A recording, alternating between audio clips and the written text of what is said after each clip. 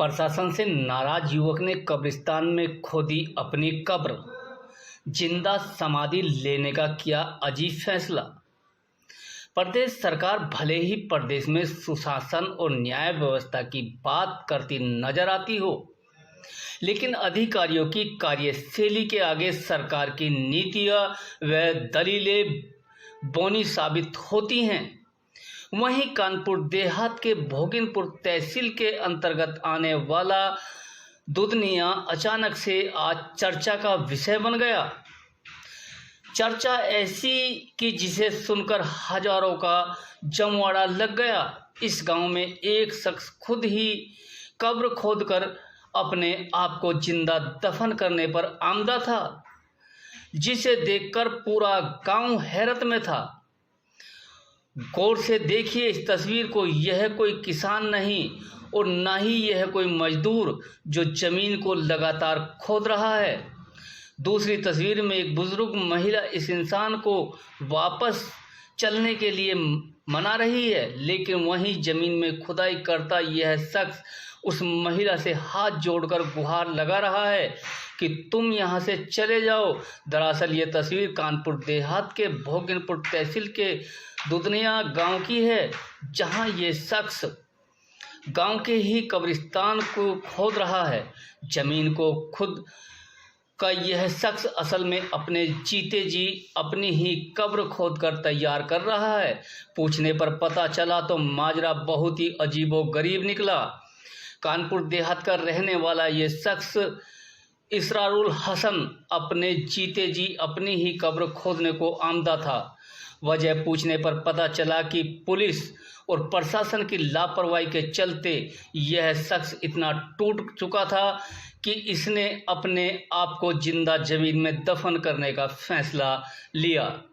अगर इसे दूसरी भाषा में बोले तो एक शख्स जिंदा रहते हुए समाधि लेने का फैसला कर चुका था।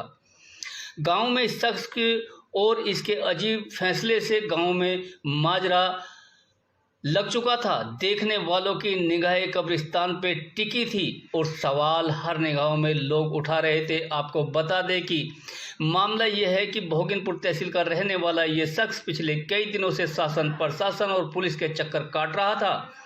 लगातार अपनी समस्याओं के लिए समाधान की उम्मीद कर रहा था, जिसे गांव का रहने वाला था। दरअसल इसके घर के सामने इसके ही पड़ोसी से इसका आपसी विवाद चल रहा था, जिसमें एक मकान के छज्जे को बनाने के लेकर दोनों पक्ष में आपस में विवाद हो गया। इसरारुल हसन कहाँ के रहने वाले हैं? ग्राम दुधनिया। अच्छा, आज जानकारी मिली थी कि आपके द्वारा एक कब्र खोदी जा रही है। आपका कहना है उसमें जिंदा समाधि ले लेंगे। जी, किस बात को लेकर आप ऐसा कदम उठा रहे हैं? हम इस बात पे सर कदम उठा रहे हैं कि हमारे रास्ता चाहिए हमको। अगर हमारी वालिद की या हमारी किसी की अगर मौत मिट्टी हो जाती है तो वहाँ से निकलने के लिए मुझे जगह चाहिए। अगर जगह नहीं मुझे मिलेगी तो कहाँ से मिट्टी जाएगी सर? नहीं तो किस चीज़ में कब्जा कर ली, किस में कब्जा किया गया है? सर कब्जा तो रास्ते की बात है ना। रास्ते में? रास्ता मुझे चाहिए। तो रास्ते में मतलब एक कब्जा ऐसा कर लिया गया है? हाँ जी सर। अच्छा अच्छा, तो वो जगह दिखाएंगे कौन सी जगह है, कहाँ पर जगह सर आगे ये वाली है। ये तो इतना बना है, यहाँ से तो निकल जाएगी।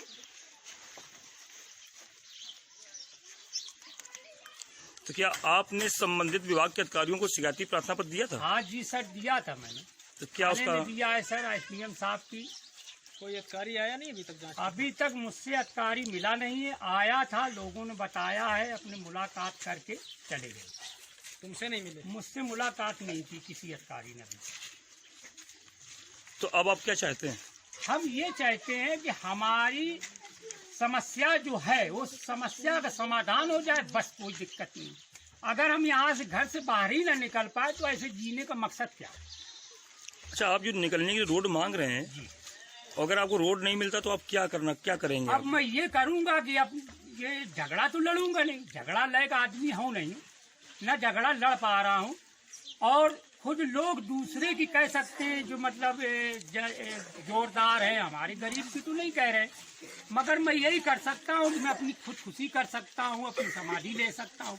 इसमें तो किसी को दिक्कत नहीं, वो तो मेरा हक है।